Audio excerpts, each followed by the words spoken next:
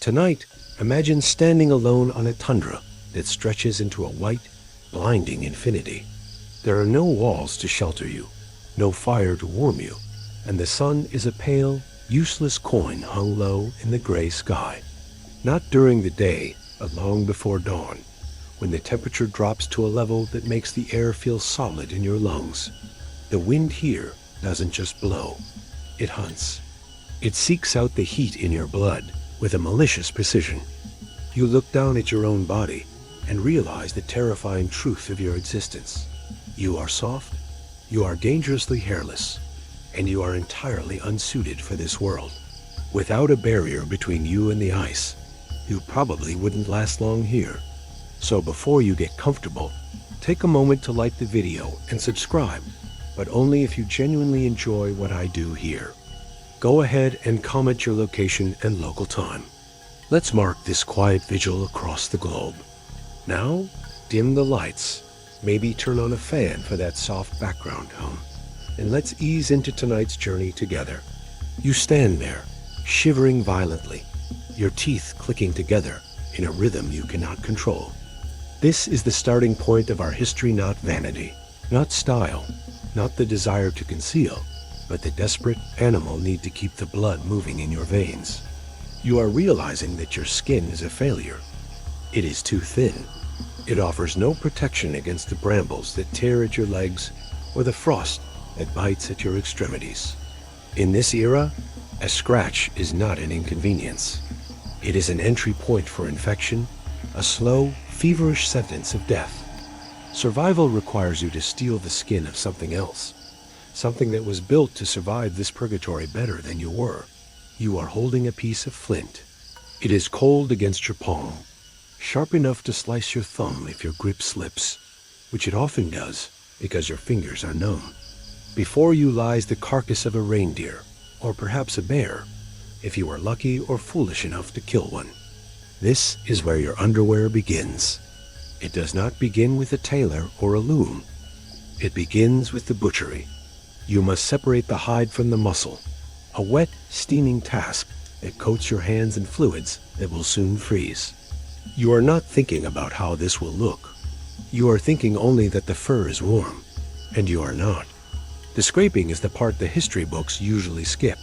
It is hours of monotonous, back-breaking labor. You crouch in the dirt, driving the stone scraper across the inside of the hide, over and over again, removing every scrap of flesh and fat. If you leave even a little bit, it will rot. It will turn rancid against your body, inviting maggots to share your garment. So you scrape until your shoulders burn, until the motion becomes a trance. Sleep was never planned in the Paleolithic. It happened only when the body finally gave up, often right there beside the half-clean skin. By modern standards, this would be called exhaustion. Back then, it was simply the price of not freezing to death. Once the hide is clean, it is stiff. It stands up on its own, a rigid board of dried collagen. You cannot wear a board, so you must break it. You chew the leather. You spend your evenings sitting by the fire, gnawing on the edges of the hide to soften the fibers, your jaw aching, your saliva mixing with the taste of cured animal. Or if you are advanced, you use a slurry of brains and water to tan it. There is an old adage among tanners that an animal has enough brains to tan its own hide, a grim bit of efficiency that defines your world. You rub the gray, fatty paste into the skin, knowing that this unappealing mixture is the only thing standing between you and a garment that feels like sandpaper. Finally, you have your layer. It is a loincloth, though that word feels too civilized for what this is. It is a rough triangle of fur and leather, secured with a strip of rawhide. You tie it around your waist, pulling it through your legs. It is the first time human beings have voluntarily restricted their movement for the sake of protection. It covers the groin, not because of modesty, for the concept of shame is a luxury you cannot yet afford, but because that area is vulnerable. A thorn in the foot makes you limp. A thorn elsewhere can end your lineage. The sensation of wearing it is immediate and overwhelming. It is heavy. It smells of smoke, of the animal it used to be, and faintly of the decay you couldn't quite scrape away. It does not breathe. When you move, it chafes. The edges dig into the soft skin of your inner thighs, creating raw red lines that sting with every step.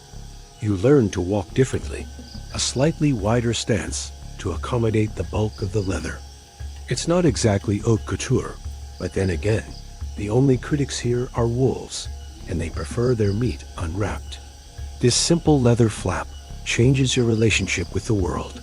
You are no longer entirely exposed.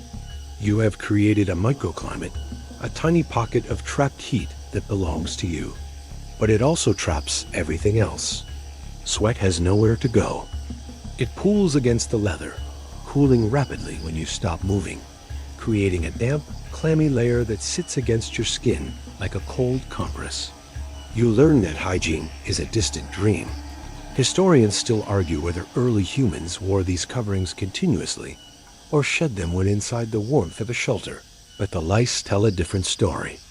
Genetic analysis suggests that clothing lice evolved from head lice around 170,000 years ago, implying that once we put these layers on, we provided a permanent, cozy home for parasites that have been our constant companions ever since.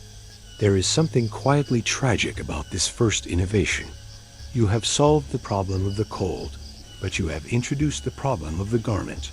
You are now burdened. You have things to carry, things to mend. If the leather strap breaks while you are running from a predator, you trip. If the hide gets wet and you cannot dry it, it becomes a freezing weight that sucks the heat right out of you, killing you faster than nudity would have. You are learning the first rule of clothing. It demands maintenance. You stand there in the twilight of the prehistoric world, adjusting the knot at your hip. The wind picks up, howling across the ice sheets, but you feel a faint, stubborn warmth around your core. It is uncomfortable. It is itchy. It smells terrible, but it is yours. You accept the chafing as the cost of living another day. You look out at the horizon, the great white silence, and you understand that you have separated yourself from the animals. They grow their coats. You steal yours. And in that theft, in that desperate wrapping of dead skin around living flesh, you have taken the first step on a very long, very uncomfortable road. You are safe, for now. But as the sun finally dips below the edge of the world, leaving you in true darkness, you can't help but notice that the leather is already starting to stiffen in the cold, pinching your skin with a grip that refuses to let go. The ice melts, fading into a memory, and the world reconstructs itself into something equally hostile, but inversely temperatured. You are no longer shivering, you are baking.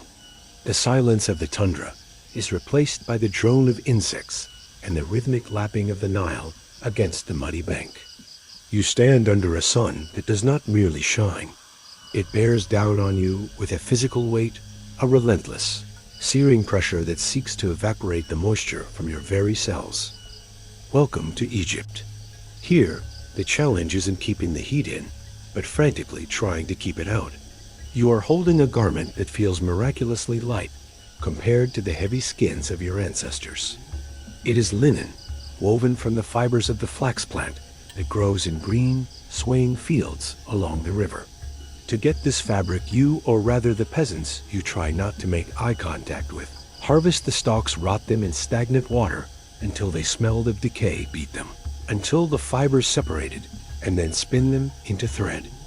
It is a process of violence and stench that produces something deceptively pure.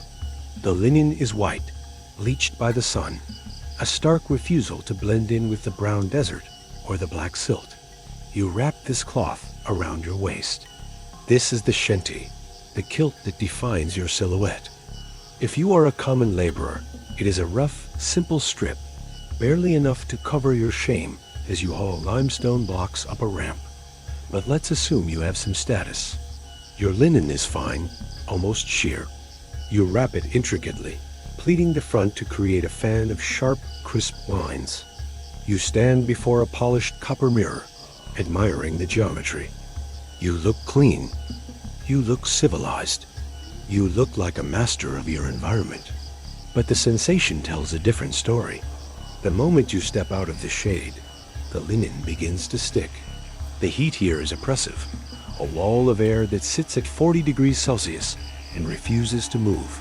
You sweat. You sweat in places you didn't know you had glands. The linen wicks the moisture away, which is its genius, but it also holds it. Within an hour, your pristine white kilt is a damp, heavy bandage clinging to your hips. You walk with the deliberate, gliding step of the nobility, not just to look regal, but because moving too fast generates friction, and friction in damp linen leads to a rash that no amount of prayer to Osiris can cure. And then there is the itching. It starts as a vague tickle, low on the abdomen, beneath the waistband, where the pleats are tightest. You try to ignore it. A person of your standing does not scratch in public. That is for the animals. But the tickle moves. It crawls. You realize, with a sinking resignation, that you are not alone in your clothes. You are a walking ecosystem. Lice are the uninvited guests of the pharaohs. They do not care about your genealogy or your gold. They only care about your blood. In the seams of your expensive, pleated kilt, whole generations of lice are living, breeding, and dying. They lay their eggs, the knits, along the threads of the fabric and the hairs of your body. Historians still argue whether the Egyptians shaved their bodies purely for religious purity, or if it was a desperate tactical retreat in the war against parasites.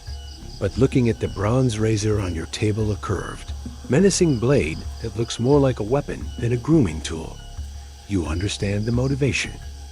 You pick up the razor. There is no shaving cream, only oil and water. You scrape the hair from your legs, your chest, your underarms, and yes, your groin. The blade pulls. It is not sharp by modern standards. It tears the hair as much as it cuts it.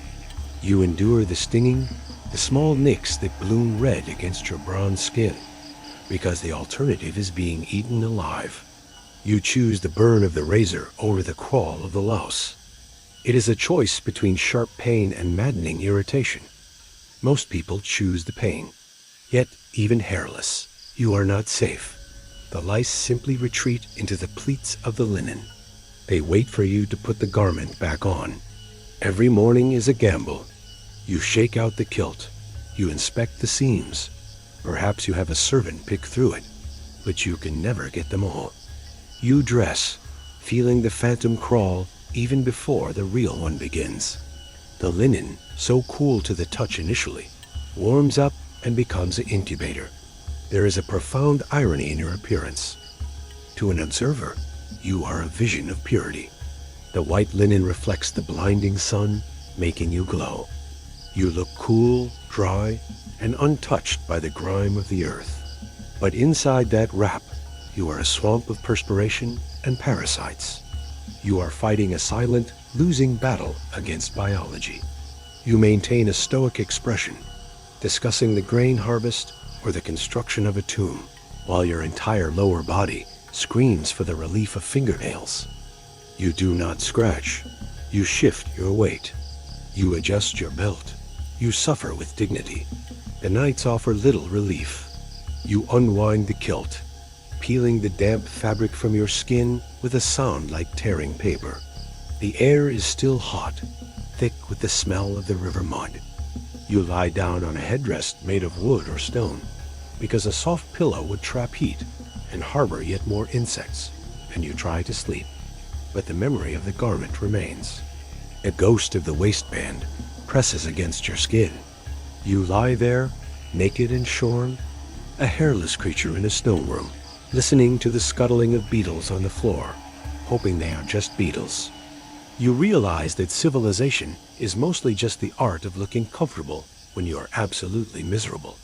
You have traded the raw skins of the tundra for the woven refinement of the Nile, and in exchange, you have gained the privilege of being eaten by smaller, more persistent predators.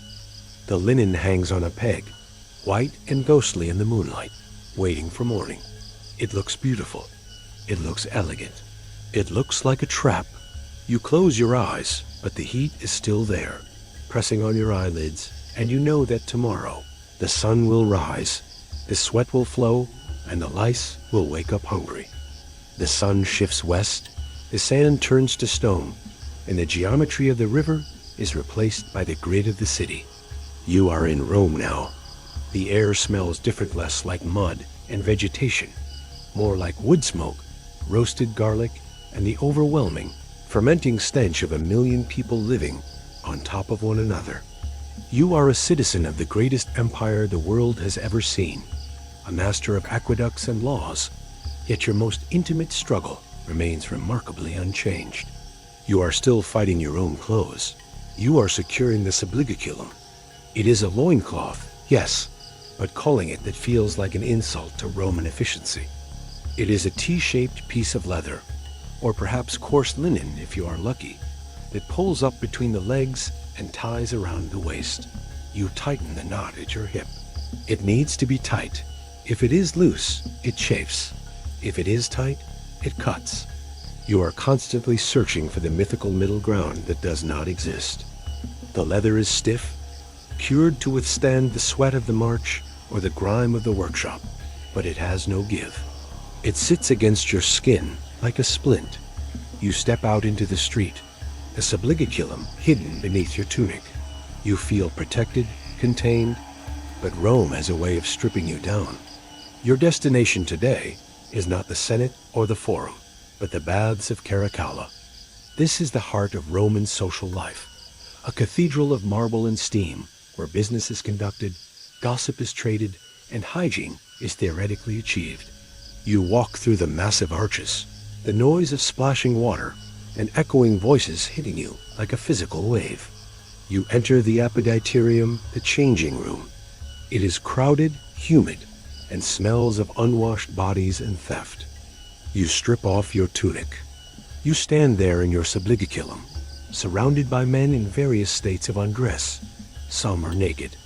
Some clutch their garments. You untie the knot. The leather falls away, leaving red welts on your hips where it dug in. You are now exposed, but not just to the eyes of others. You are exposed to the filth. The baths are a marvel of engineering, but a catastrophe of microbiology. The water in the warm pool, the tepidarum, is a soup of human shedding.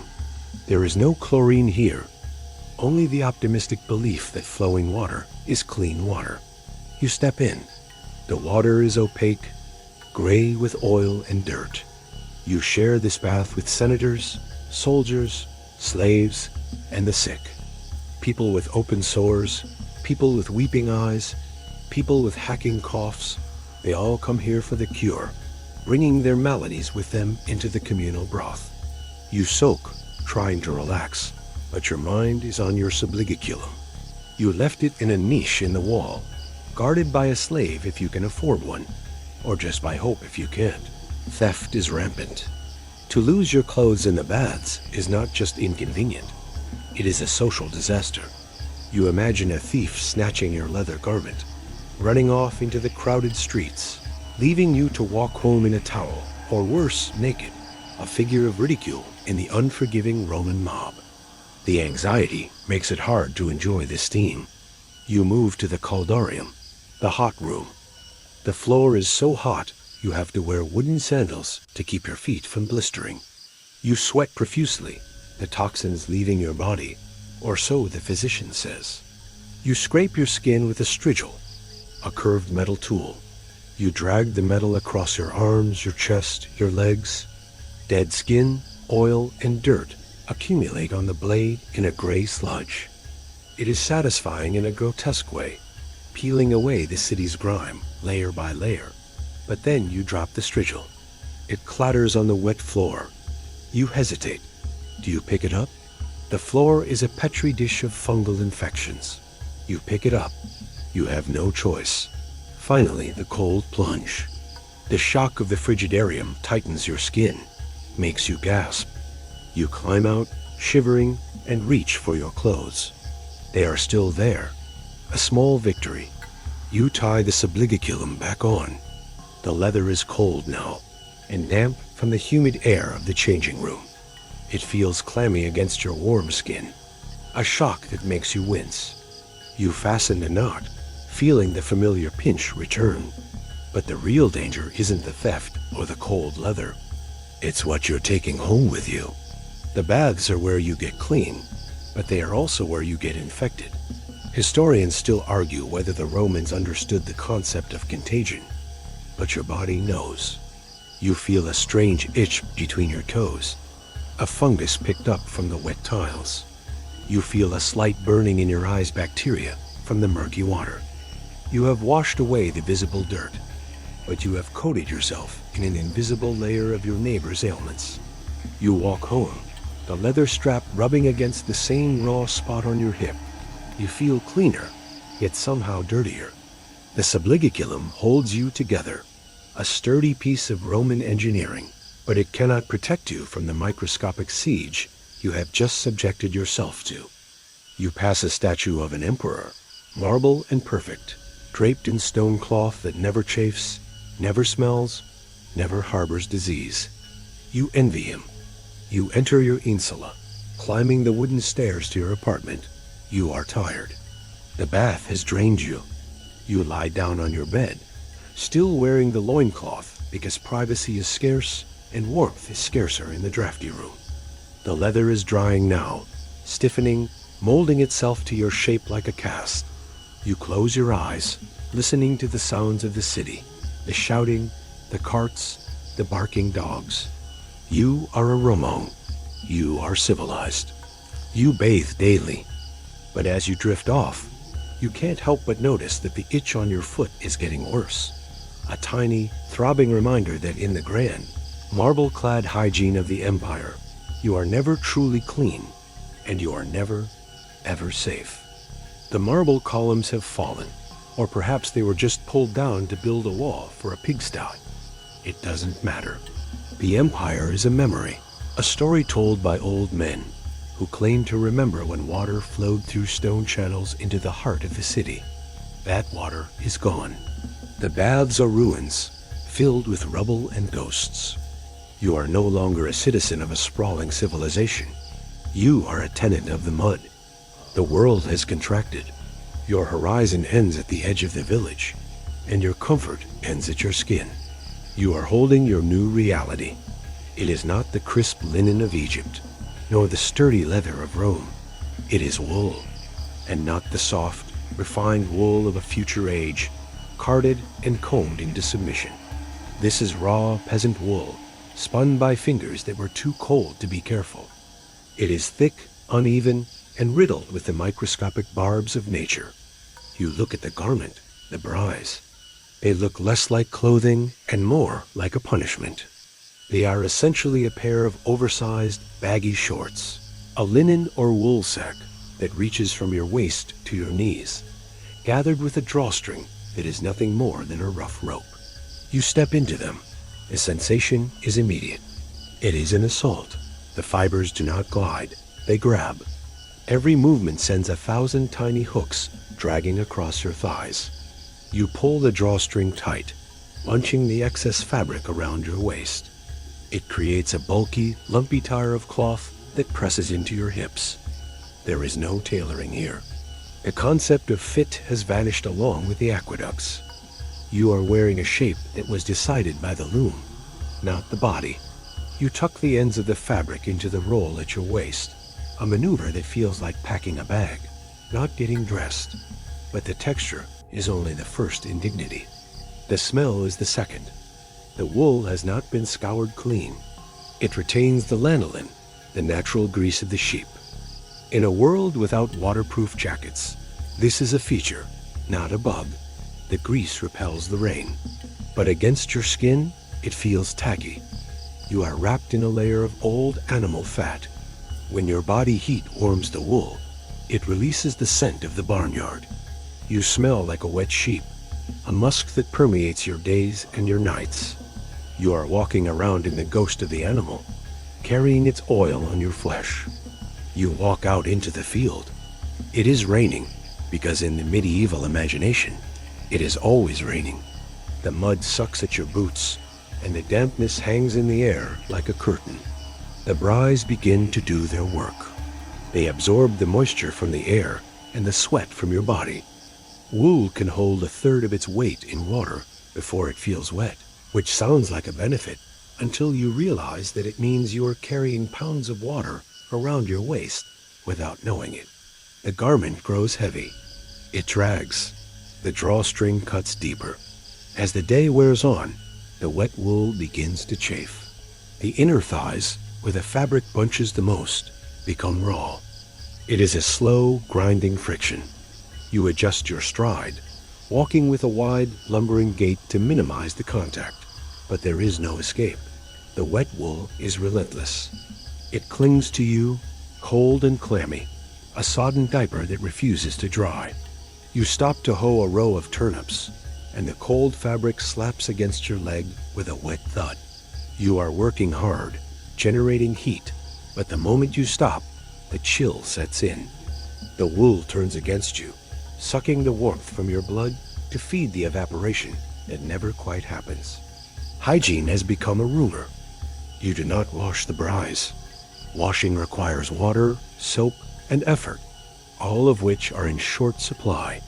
Besides, if you wash the wool, you strip the lanolin, and then you will freeze when it rains. So you wear them. You wear them for days, then weeks. The fabric absorbs the salts of your sweat, the oils of your skin, and the dirt of the fields. It becomes stiff.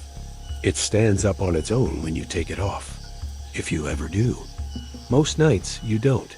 You simply loosen the drawstring and collapse onto your pallet of straw. Sleeping in wet wool is a specific kind of torture. The dampness seeps into the straw beneath you. You curl into a ball, trying to generate enough heat to dry the fabric, but the air in the hut is cold and damp too. You drift into a fitful sleep, dreaming of warmth, while the braies slowly dry on your body, stiffening into a hard, crusty shell that molds to your sleeping form. When you wake up, the movement cracks the crust. You are breaking your own clothes just to stand up. There is a grim acceptance to all of this. You don't complain about the itch because everyone itches. You watch the lord of the manor ride by, and you know that beneath his velvet and fur, he is wearing the same wool, perhaps slightly finer, but scratching just the same. The itch is the great equalizer. It is the constant background noise of the Middle Ages.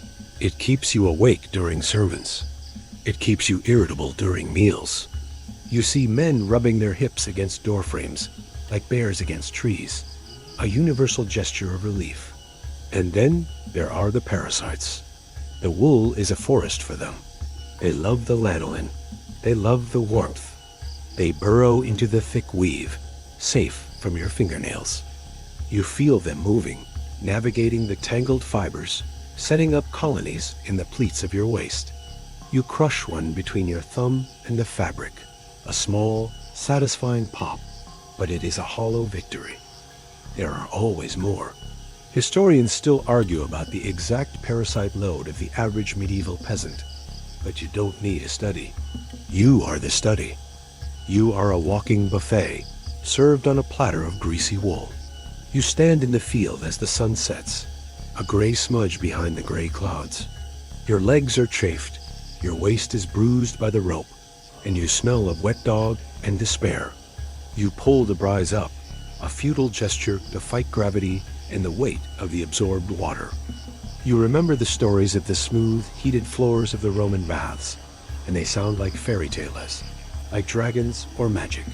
Here, there is only the mud, the cold, and the scratch. You are alive, but you are wrapped in a coarse, unforgiving reminder that comfort is a lost art, and that for the foreseeable future, your skin will never, ever be truly dry.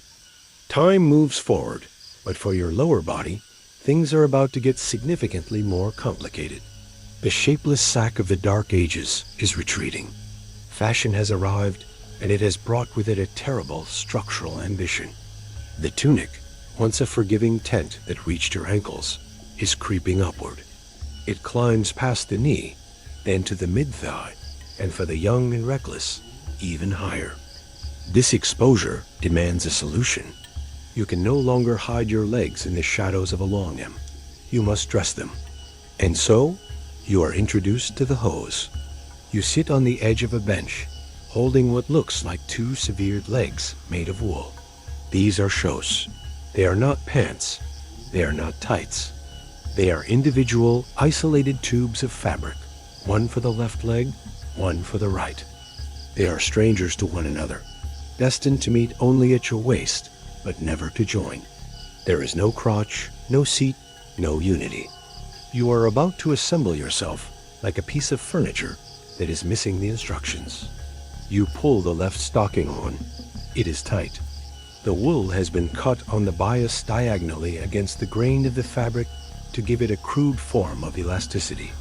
It clings to your calf and thigh, mimicking the shape of the muscle. It feels surprisingly sleek after the baggy misery of the brise. You look down and see the shape of a leg, your leg, for the first time in centuries. It is a moment of vanity. Then you stand up, and the leg immediately slides down to your ankle. This is the central conflict of your life now, gravity. To keep these woolen tubes defying the laws of physics, you must anchor them. You are wearing your brise underneath, the baggy linen diaper from the last era, and around the waist of the brise is a belt, or perhaps a separate breech girdle. You pull the hose up as high as they will go, straining the fabric until it screams. At the top of each stocking is a hole, or a tab. Through this, you thread a lace, known as a point. You tie the hose to the belt of your underwear. You pull the knot tight, then you do it again for the other leg. You stand up. You are now a system of tension. The hose pulls down. The belt pulls up. The result is a constant grinding pressure around your waist. The belt digs into your hips, burdened by the weight of your own clothing. It feels less like getting dressed and more like harnessing a pack animal. You take a step. The wool stretches. The knot holds. But the fabric between the knee and the hip begins to sag. As you walk through the muddy streets of the 12th century, you feel the slow, inevitable failure of the garment.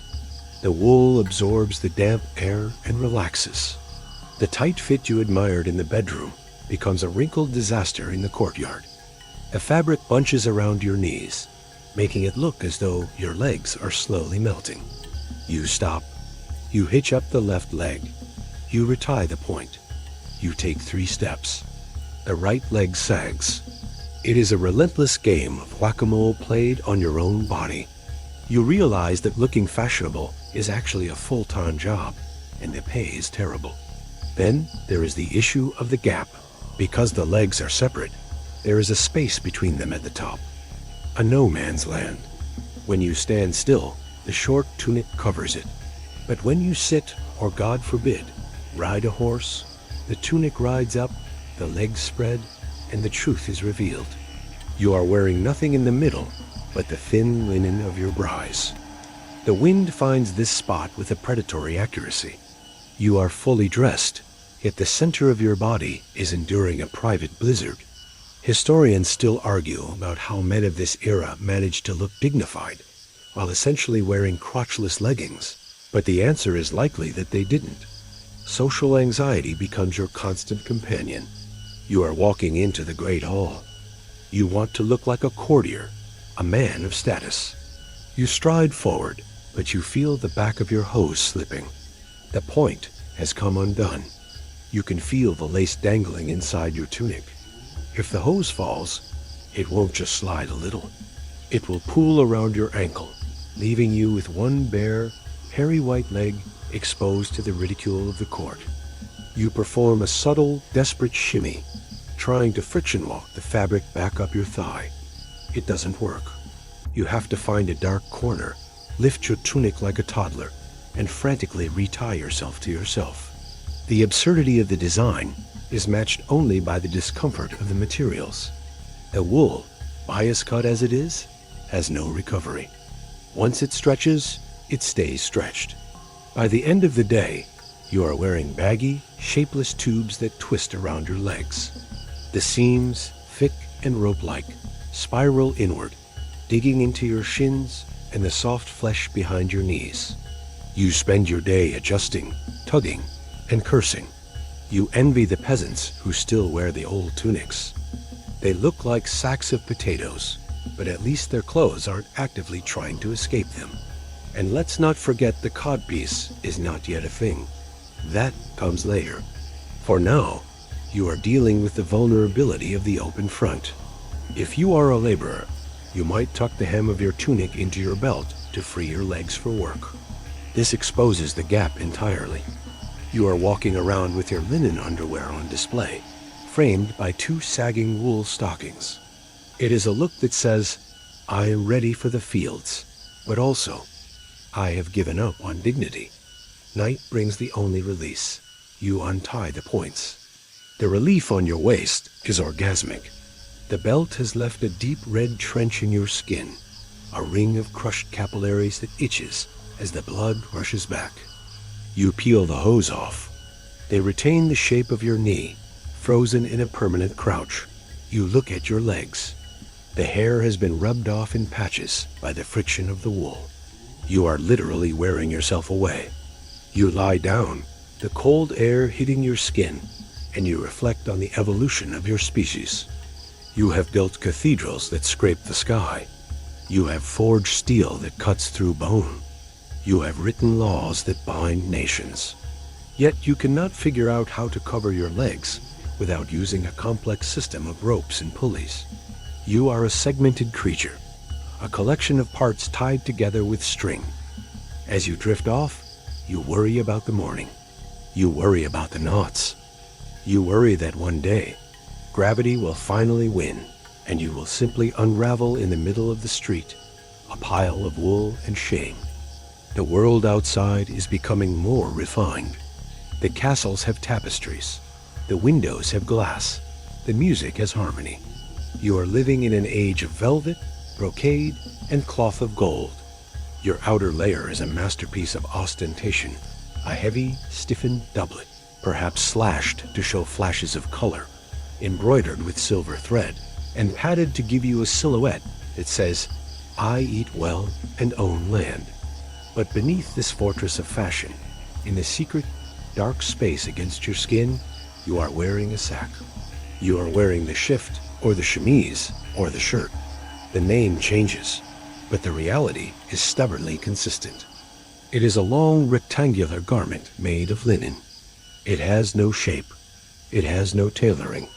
It is, quite literally, a bag with sleeves. You pull it over your head.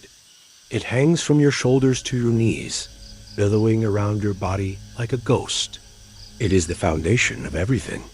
Before the doublet, before the hose, before the dignity, there is the sack. The linen is your second skin, and it has a very specific, very gross job. In a world where bathing is considered medically suspicious, a way to open the pores to the miasma of the plague, your shirt is your bath. You believe, with the fervor of scientific certainty, that the linen cleans you. It acts as a wick. You sweat into it. You secrete oils into it. You shed dead skin into it. And the linen, bless its fibrous heart, absorbs it all. You look at the collar, where the white fabric is turning a translucent, greasy yellow. You do not see filth. You see evidence that the shirt is working. It is drawing the impurities out of your body. Changing your shirt is washing. But there is a catch. Because this shirt is the only thing standing between your unwashed body and your expensive, impossible to clean outer garments, you live in terror of the breach. The velvet of your doublet must never touch your skin. If it does, your sweat will rot the silk, tarnish the gold thread, and ruin a garment that costs more than a peasant earns in a lifetime. So the shirt must be everywhere. It bunches at the neck. It puffs at the wrists. It gathers in great, uncomfortable folds at the waist. You are stuffed inside your own clothes, like packing material. You stand in your chamber, the air heavy with the scent of lavender and stale bodies. You tuck the shirt into your hose. This is a logistical nightmare. The shirt is long, it has to be, to protect your expensive breeches from your nether regions. So you have yards of linen fabric that you must shove down into your tight-fitting pants. It bunches up, it twists, it creates lumps that migrate throughout the day. You walk into a meeting with the Duke, and you feel a distinct, rolled-up wad of linen pressing against your lower back. You shift in your seat. The wad moves to your hip. You look like you have a tumor, or perhaps a stolen loaf of bread, hiding in your pants. And then there is the texture. The linen is not the soft, stone-washed fabric of modern summer catalogs. It is homespun. It is sturdy. When it is new, it is stiff. When it is old, it is soft but thin. But when it is damp, and it is always damp, it has the consistency of a cold tongue. You walk through the drafty corridors of the manor. You are wearing layers of wool and velvet, so you are hot. You sweat. The shirt clings to you. But the moment you stop moving, the outer layers trap the moisture, and the linen turns cold. You are encased in a chilling, wet envelope that never dries. You shiver inside your furs. The shirt is also invisible. This is its tragedy. It does all the work, endures all the filth, and gets none of the credit. To be seen in your shirt is to be naked. It is the mark of the bedroom, the sickbed, or the gallows. If a man is stripped to his shirt, he is vulnerable, humiliated. Yet little flashes of it are starting to appear. A puff of white at the wrist, a ruffle at the neck. These are subtle signals. They say, "Look at my linen. It is white. I have many shirts. I change them often. I am clean." It is a lie, of course. You are not clean. You are just wearing a clean layer over a dirty body. But in the Renaissance, appearance is the only truth that matters. You feel the seams of the shirt digging into your armpits. The construction is simple straight lines and gussets to minimize waste. But the human body is not made of straight lines. The fabric pulls tight across the shoulders when you reach forward. It bunches under the arms. It twists around your torso when you sleep. Because yes, you sleep in it too. Why would you take it off? It's cold, and nudity is for animals and the possessed. You wear the day's grime into the night's bed.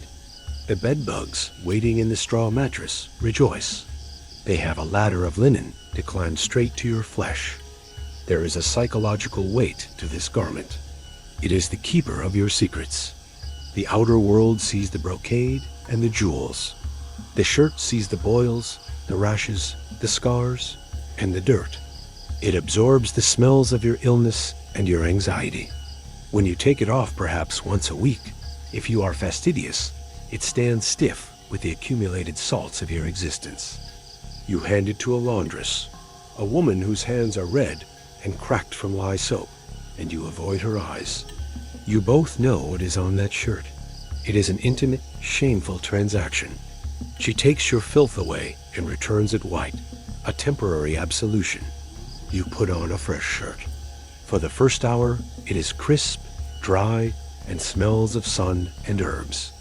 It is the best feeling in the world. You feel purified. You stand taller. But then, the first bead of sweat trickles down your back. The linen darkens. The cycle begins again. You button your doublet, sealing yourself back into the ornate tomb of your clothing. You smile at the mirror, adjusting your velvet cap. You look magnificent. But underneath, the linen sack is already starting to cling, a cold, damp reminder that no matter how much gold you wear, you are still just a sweating animal wrapped in a rag. The gap between your legs that drafty, perilous no man's land that plagued you in the era of separate hose has finally been closed. Civilization has advanced. The two legs of your garment have been joined at the back, and for the front, a solution has been engineered. But in the history of human clothing, solutions have a nasty habit of becoming problems. And this particular problem is going to sit front and center, staring the world in the face. You are about to wear the codpiece. It begins innocently enough. You attach a triangular flap of fabric over your groin, tying it to your hose with points, laces, at the corners. It is a modesty panel. It is practical.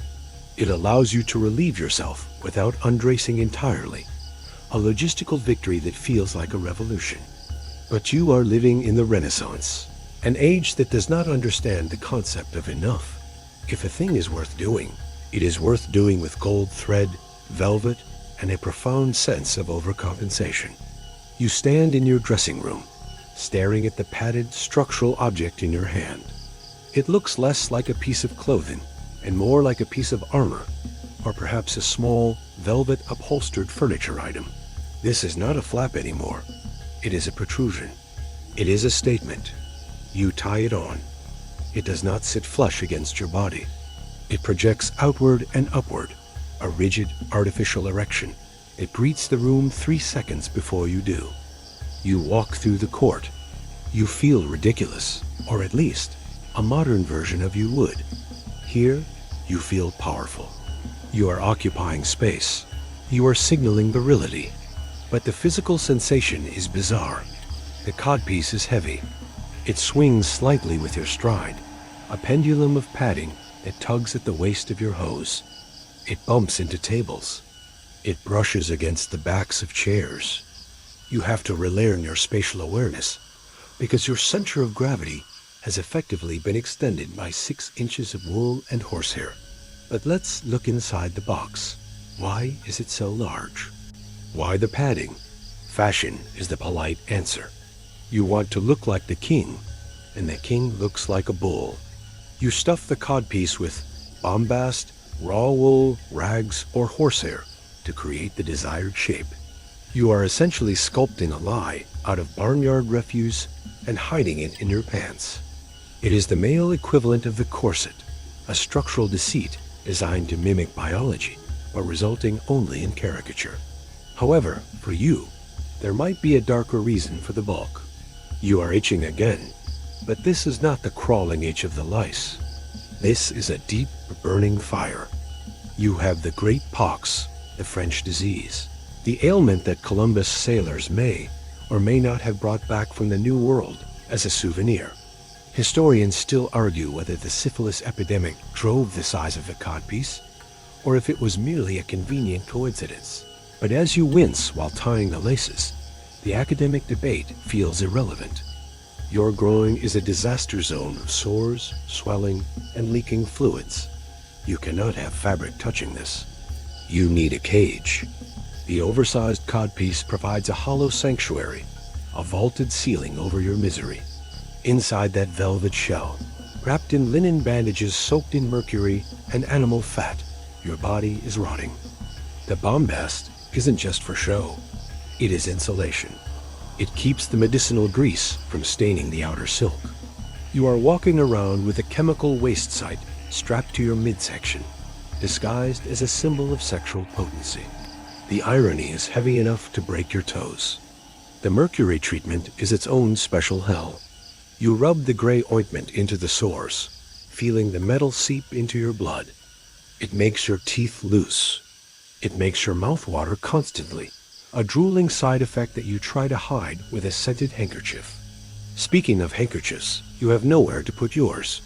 You have no pockets.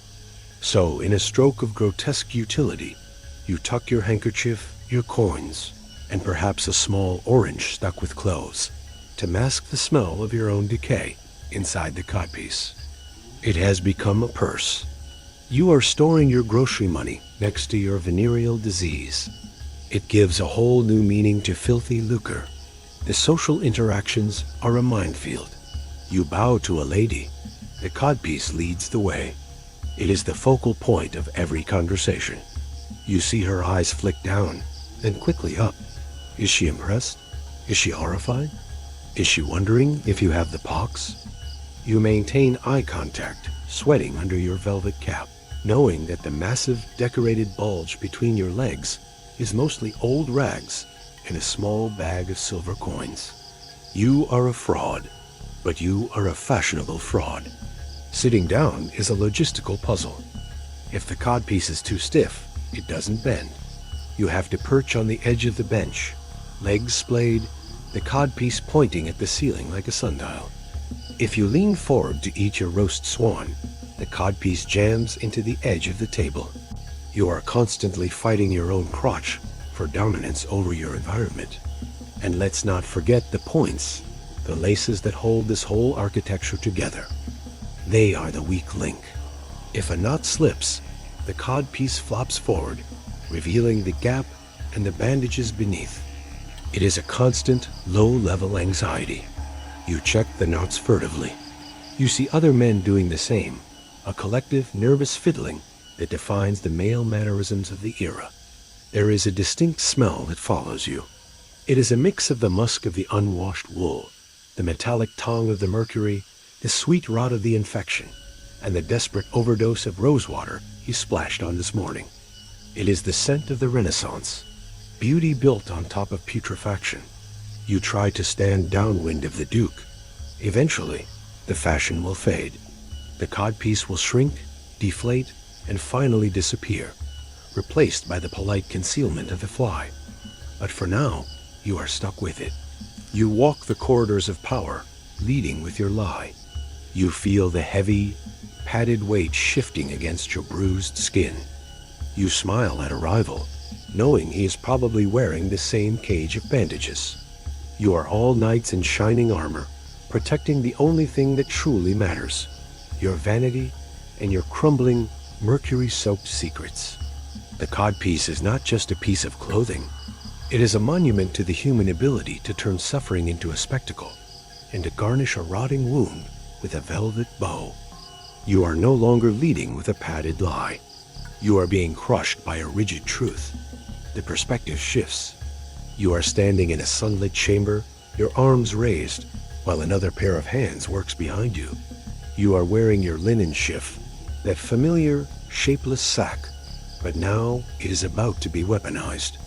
You are entering the era of the pair of bodies, the ancestor of the corset, and the concept of the human torso is about to undergo a radical structural revision. Nature provided you with curves, soft tissue, and a rib cage that expands when you breathe. Fashion has decided that these are mistakes. You hear the creak of the stiffened canvas before you feel it. This garment is not merely cloth. It is engineering. It is heavily interlined with paste-stiffened linen and reinforced with bents, bundles of reeds, or, if you are wealthy, whalebone. It feels like a basket woven from something dead. A maid places it against your back and pulls the front panels around. It is a shell. It is a conical cage designed to turn your torso into a perfect inverted triangle. Then the lacing begins. You take a breath, instinctively preparing for the squeeze, but you don't let it out. The laces at the back tighten. The two halves of the shell are pulled together. You feel your ribs meeting resistance. It is not a sharp pain, not yet. It is a dull, relentless pressure, like a large hand closing around your middle and refusing to let go. You are being compacted. Your internal organs, confused by the sudden reduction in available real estate, begin a slow, fluid game of musical chairs. Your stomach moves up. Your liver shifts down. You are rearranging your own anatomy to fit the dress. But the true instrument of your discipline is the busk. This is a long, flat strip of wood, ivory, or perhaps iron, inserted into a channel down the center front of the bodice. It sits directly over your sternum, a rigid splint that runs from your cleavage to your navel. It is the iron stay of your existence, even if it is made of oak. Its purpose is to ensure that you remain perfectly, painfully straight. You cannot slouch. You cannot bend at the waist. To pick up a dropped handkerchief is a maneuver that requires you to hinge at the hips like a wooden doll, keeping your spine straight as an arrow. If you try to bend your spine, the busk digs into your solar plexus, a sharp, physical reminder that relaxation is a sign. You try to take a deep breath. You can't. The cage does not expand. Your lungs hit the wall of the bodice and stop. You learn a new way of breathing shallow, rapid sips of air into the upper chest. Your shoulders rise and fall with every breath, a fluttery, panicked rhythm that poets will mistake for delicate emotion. In reality, you are just hypoxic. You are living on half rations of oxygen. If you get excited or scared, or run up a flight of stairs, you start to see black spots dancing at the edge of your vision. Fainting is not a dramatic affectation. It is a physiological inevitability. The swoon is just your brain shutting down to conserve energy. You walk to the mirror. The reflection is undeniable. You look regal. Your posture is impeccable, largely because you have been physically robbed of the option to have bad posture. Your torso is a smooth, rigid cone. Your bust is pushed up, creating a shelf of flesh that spills over the top of the bodice. A display of fertility rising out of a fortress of chastity. It is a paradox. You are armored like a tank, yet exposed like a tart. But the day drags on. The morning freshness fades. Beneath the heavy brocade of your gown, inside the reed-stiffened prison, the heat begins to build. There is no airflow here. The linen shift, your only barrier, becomes damp with sweat. It clings to your skin, trapped under the pressure of the stays. You start to itch, a maddening, deep itch right under the busk, where you cannot scratch. You might try to slide a knitting needle down the front of your dress to find relief, a secret, desperate excavation of your own cleavage. Eating becomes a strategic negotiation. Your stomach can no longer expand. If you eat too much, the food has nowhere to go.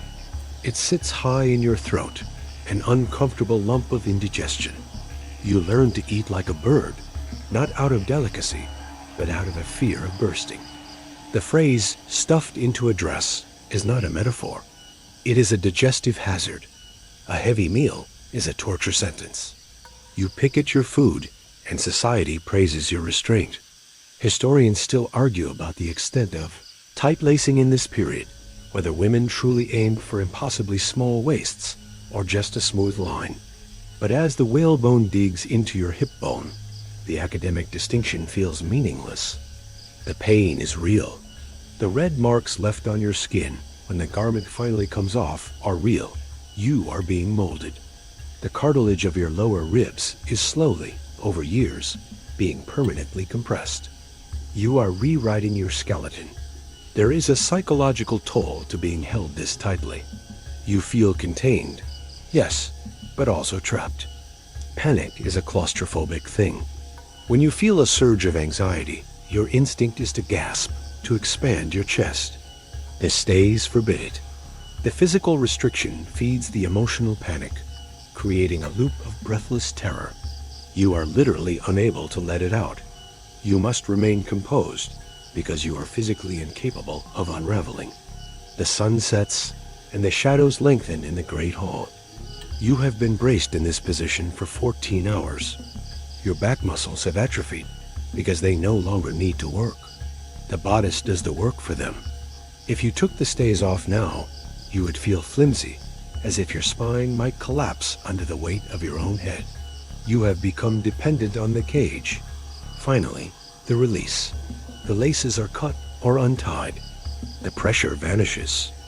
The rush of air into your lungs is so sudden it makes you dizzy. Your ribs expand, creaking like the timbers of a ship after a storm. Your organs settle back into their natural, chaotic positions with a wet gurgle. You scratch the red, indented lines on your torso, the map of your confinement. You are soft again. You are human again. But as you lay in bed, taking those first deep, delicious breaths, you know that the busk is waiting on the chair. It looks innocuous, a simple strip of wood or metal, but it is the rod of your correction. It is the guarantee that tomorrow you will be upright, you will be breathtakingly beautiful, and you will be slowly, quietly suffocating in full view of the world. You close your eyes, and for a moment, you can still feel the phantom grip of the whalebone, holding you together, even when you are falling apart. The corset has reshaped your bones, and the codpiece has exaggerated your anatomy. But there is a quieter, more pervasive reality that sits closer to your skin than either of them. It is the linen itself, and the dangerous, terrifying philosophy that governs its use. You are living in a time when water is viewed not as a source of life, but as a liquid assassin. The medical wisdom of the day is clear. Bathing in hot water opens the pores. Open pores are doorways for the miasma, the invisible airborne rot that carries the plague. To soak in a tub is to invite death into your bloodstream. So, you do not soak. You do not scrub. Instead, you rely on a single white garment to perform a miracle. You believe the lie that changing your shirt is the same thing as cleansing your skin. This is the era of dry cleaning, in the most literal and ineffective sense. You stand in your dressing room, peeling off a linen shirt that you have worn for a week, perhaps 2, or if you are a traveler or a student, perhaps a month. The fabric does not fall away. It peels. It has established a relationship with your body. It has absorbed your sweat, your oils, and the dead skin cells you shed at a rate of roughly 40,000 per minute. The linen is no longer white. It is a yellowish gray, heavy with the accumulated biological debris of your existence. The theory is elegant, even if the reality is rancid. You believe that linen acts as a wick, drawing the impurities and humors out of your body. The shirt is a sacrifice. It takes the filth so you don't have to. You rub the coarse fabric against your arms and chest, believing that this friction scours the skin clean. You are not dirty. Your shirt is dirty. You are simply the generator of the filth. The shirt is the container. By removing the container, you remove the sin. It is a convenient theological approach to hygiene that saves you the trouble of getting wet. But look closely at the collar. The ring around the collar is not just a laundry detergent slogan here. It is a geological layer. It is a dark, greasy band where the linen has rubbed against your unwashed neck for days. It smells of stale oil and sour yeast. You have become nose blind to it, mostly because everyone else smells exactly the same. The air in a crowded room is a symphony of body odors, masked only by the heavy application of pomanders and perfumes that fight a losing war against biology. You walk around in a cloud of musk that would make a modern dog whimper. When you finally hand this garment over to the laundress, you are not just giving her laundry, you are giving her a biohazard. And this is where the real violence begins. The washing of the shirt is not a gentle cycle. It is a chemical warfare operation. The laundress takes your stiff, gray shirt and subjects it to bucking. This is the process of soaking the linen in lye. And where does the lye come from? It comes from wood ash, yes, but for the best whitening power, it comes from chamber lye. That is the polite term for fermented urine. You have been saving it. The chamber pots are collected, the contents are allowed to go stale, and the resulting ammonia is the most powerful cleaning agent available. There is a profound circular irony here that you try not to think about. To make your shirt clean enough to wear, it must first be soaked in the waste you excreted while wearing it. The laundress is a figure of tragic strength. Her hands are red, cracked, and swollen, the skin eaten away by the harsh caustics she works with all day. She scrubs your shirt against a board or beats it with a wooden bat by the river. She is literally beating the dirt out of the fabric. It is brutal labor. She boils the linen in the lye, stirring it with a massive wooden paddle in a copper vat that fills the scullery with toxic, acrid steam. The smell of boiling urine and dirty clothes is the smell of cleanliness. It is the scent of civilization fighting back against entropy. Historians still argue about the exact frequency of these great washes. In some households, laundry was done only a few times a year, meaning you needed a massive stockpile of shirts to rotate through. If you were poor, you had one shirt. You wore it until it rotted off, or you washed it in the river and sat naked in the bush until it dried, praying the neighbors or the wolves didn't see you. But let's assume you are wealthy enough to get the shirt back. It returns to you transformed. It is stiff, stark white, and smells faintly of wood ash and lavender, which the laundress uses to mask the chemical tar of the lye. It feels crisp. You put it on. This is the moment of deception. The fresh linen slides over your body. It feels cool. It feels pure. For a few minutes, you feel immaculate. but you haven't washed yourself. You are putting a clean shell over a dirty kernel. Your skin is still coated in the same oils, the same bacteria, the same dried sweat as before. You are simply hiding it under a new layer of white. The itch returns almost immediately. The lice, who are momentarily displaced, crawl back from your doublet or your hair to recolonize the fresh territory. They must be thrilled. It's like moving into a renovated apartment. The starch adds another layer of misery. To keep the collars and cuffs looking sharp, because a floppy collar is a sign of moral decay. The linen is stiffened with starch made from wheat or corn. The edges become razor sharp. As you turn your head, the starched ruffs saw into your neck. You develop a permanent red irritation line, a raw necklace of friction. You bleed a little onto the white linen. It doesn't matter. It just proves the collar is stiff enough. You endure the cutting because the silhouette is perfect. And what of the stains that don't wash out? The armpits of your shirts are permanently discolored, hardened by layers of sweat and starch that have fused together. The fabric becomes brittle there. Eventually, the shirt will fail. It will tear, usually across the shoulders or under the arms, succumbing to the rot that you have fed it. But you do not throw it away. Linen is valuable. You cut it up.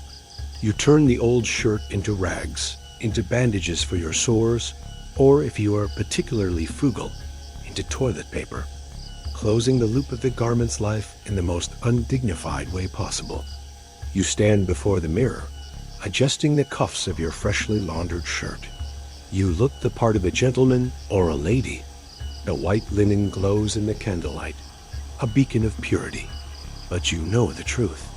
You can feel the grease on your skin beneath the fabric. You can feel the slight burn of the lye residue that wasn't quite rinsed out. You are a walking contradiction, a vision of whiteness built on a foundation of filth. There is a strange intimacy in this reliance on the shirt. It is your barrier against the world, but it is also the keeper of your body's secrets. It knows how much you sweat when you lie. It knows the smell of your sickness. It is the only thing that touches you everywhere, a constant, scratching companion that absorbs your mortality day by day. You button the collar, wincing as the starch bites your neck. You are clean, you tell yourself. You are civilized.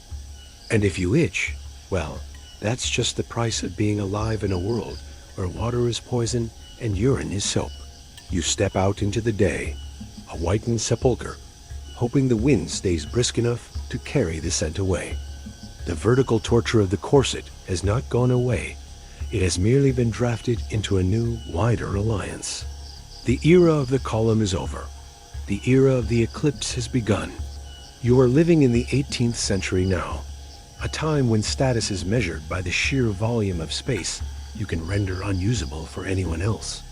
You are about to strap on the panniers, the side hoops that will extend your hips 2, 3, sometimes 4 feet to the left and right. You are no longer just a body. You are a piece of mobile architecture, a walking barricade of silk and cane that demands the world reorganize itself around your width. You stand in your dressing room, which feels increasingly smaller as your silhouette gets larger. The maid approaches with the contraption. It looks innocent enough off the body. 2 baskets made of willow, cane, or whalebone, connected by tape. But when she ties them around your waist, settling them over your linen shift and your stays, you are transformed. You are suddenly as wide as a dining table. You look in the mirror and see a head and torso resting on top of a massive rectangular shelf. It is absurd. It is magnificent. It is a geometry that defies biology so aggressively that it circles back around to being art. But as the heavy brocade skirt is lowered over this scaffolding, draping like a theater curtain over a stage, you realize the secret vulnerability of your new shape. You are enormous, yes. You are covered in yards of expensive silk, satin, and lace. But underneath this fortress, inside the vast, hollow cavern of your skirt, you are completely, terrifyingly open. You are not wearing underpants. This is the scandalous secret of the Rococo. Drawers, those bifurcated garments for the legs, are considered the province of men and loose women. A respectable lady does not wear pants. It is considered unhygienic, a barrier to the necessary airflow that keeps the female constitution balanced. So, beneath the miles of fabric, you are naked from the waist down, save for your stockings and garters. You are walking around in a personal, portable tent, and the draft is severe. The sensation is disorienting. You feel the weight of the gown pressing on your hips, the stays gripping your ribs, and the heavy wigs straining your neck. But your legs? Your legs are free, too free. You walk across a marble floor, and you feel the cold air swirling up around your thighs. The panniers act as a wind tunnel. Every step pumps a fresh draft of chilly air up the chimney of your skirt. You are a vision of warmth and luxury on the outside, but inside, you are freezing. It is a distinct, breezy intimacy that makes you feel perpetually exposed, even when you are fully dressed. Navigating the world requires a new set of motor skills. You cannot walk through a door normally. You are too wide. If you try, you will get stuck, wedged in the frame like a cork in a bottle. A humiliating struggle that usually ends with a ripped hem or a broken reed. You learn to turn sideways. You sidle into rooms like a crab, sliding one hip through, then the other, maintaining eye contact with your host while performing this awkward lateral shuffle. Historians still argue whether architectural trends changed to accommodate the skirts, or if women simply accepted that they could no longer visit friends with narrow hallways. But looking at the double doors of the period, you suspect the carpenters were the real winners of this fashion war. Sitting down is another high-stakes operation. You cannot sit in a chair with arms. You must sit on a stool or an armless chair, and even then, the mechanics are tricky. When you lower yourself, the panniers do not collapse.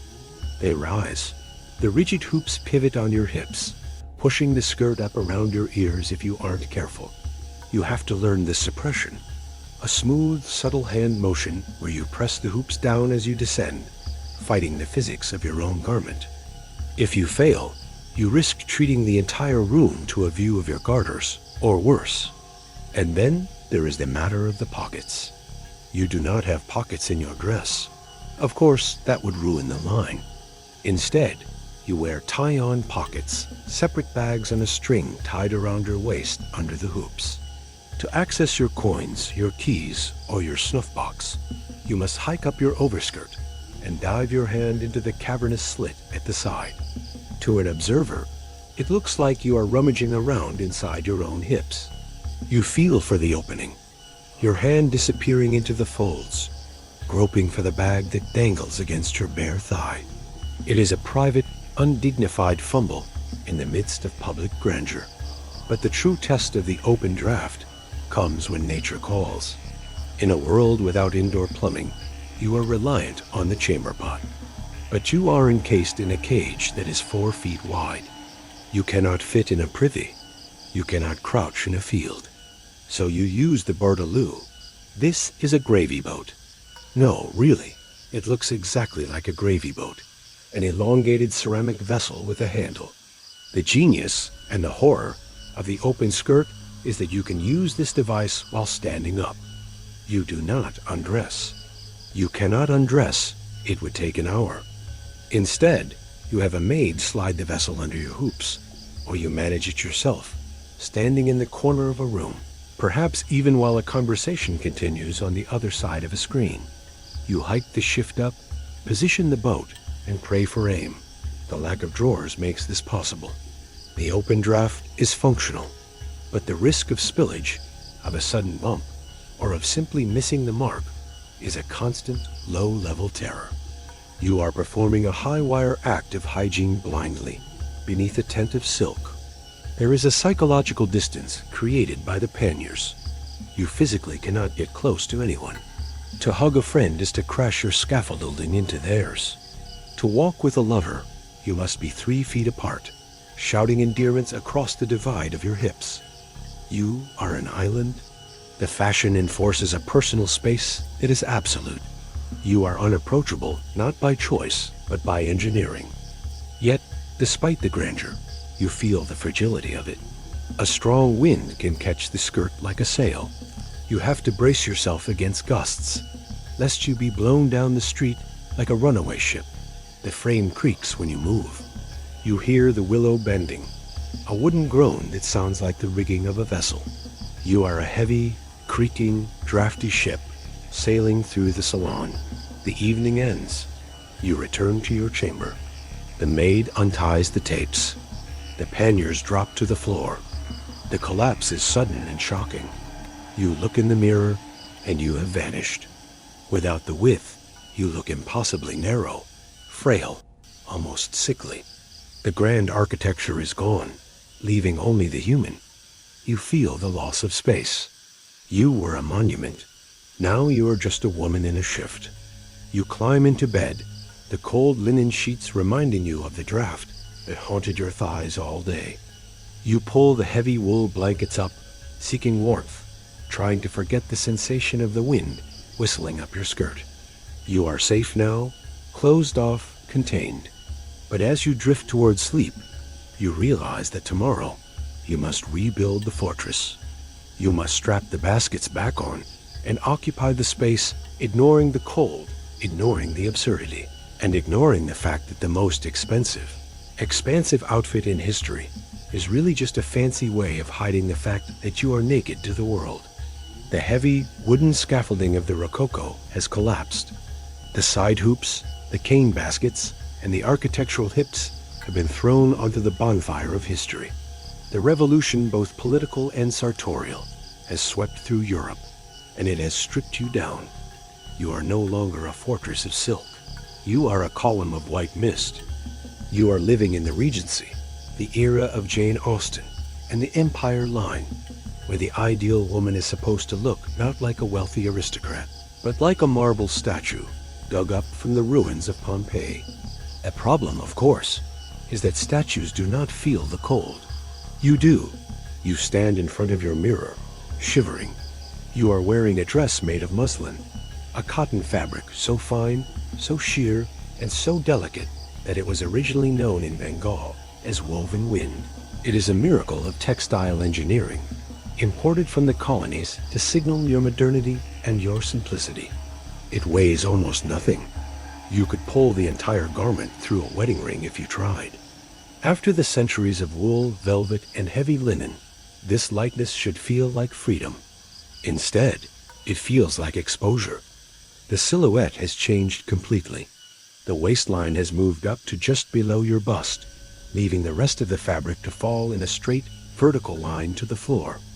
There is no structure to hide inside anymore. No hoops to keep the world at bay. The fabric touches you everywhere. It clings to your legs when you walk. It outlines your thighs when the wind blows. To ensure this smooth, columnar line, you have shed your layers. You are wearing a shift, perhaps a pair of stays that are more like a brassiere than a cage, and very little else. The petticoat, once a sturdy shield against the elements, has become an enemy. A heavy petticoat would ruin the drape of the muslin. It would create bulk. And in 1810, bulk is a sin. So you wear only one, and it is thin. You are essentially walking around the damp, foggy streets of London wearing a nightgown.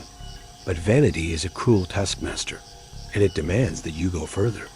The statues you emulate, the Greek goddesses, with their wet drapery technique, have clothes that cling to their bodies, revealing the form beneath. How do you achieve that look with dry cotton? You don't. There is a rumor, whispered in the scandal sheets and debated by moralists, that the most fashionable women, the merveilleuses, are dampening their dresses before they go out. You look at the basin of water. It seems insane. It is November. The air outside is thick with coal smoke and frost. But you want the look. You want the muslin to turn translucent, to adhere to your skin like a second layer of flesh. You take a sponge.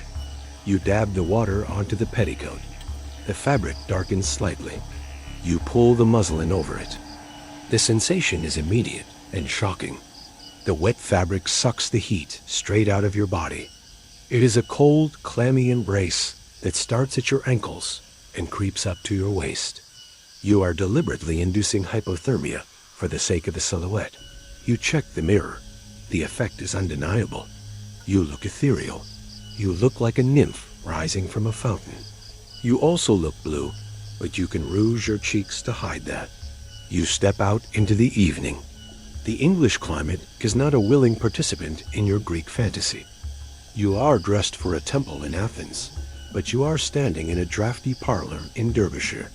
The wind cuts through the muslin as if it isn't there, because effectively it isn't.